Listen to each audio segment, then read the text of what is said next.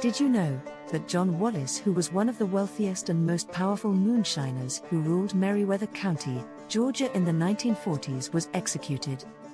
By him having the county sheriff in his back pocket, he was allowed to do whatever he wanted, when and wherever he wanted, even if it was murder.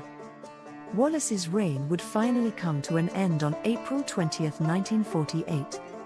On that day, he decided to murder a man, which is something he had done many times before in Meriwether County. But this time, Wallace made a major mistake. He committed the murder just over the Coweta County line. A sharecropper named William Wilson Turner attempted to escape Wallace's grip after a financial dispute between the two.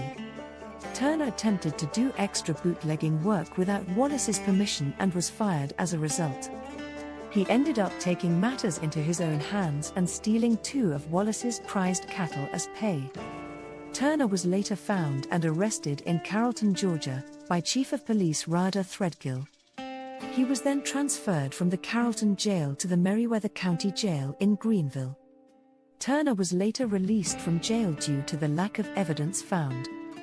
As he was leaving the jail, he saw that John Wallace was waiting outside with his men. Finally realizing that it had been a setup, he took off in a truck.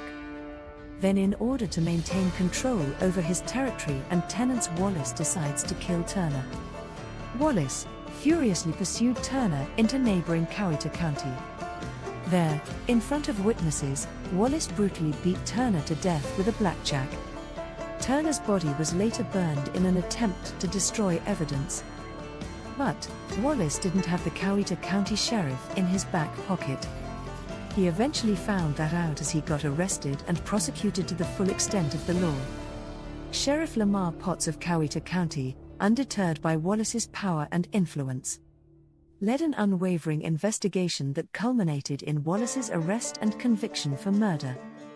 Wallace's execution in Georgia's electric chair marked a watershed moment, demonstrating that even the most influential figures were not above the law.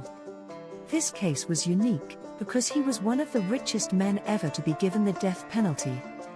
He was also the first white man in Georgia to be given the death sentence based on the testimony of 2 black men. The case remains a compelling story of justice and determination, immortalized in the book and TV movie Murder in Coweta County.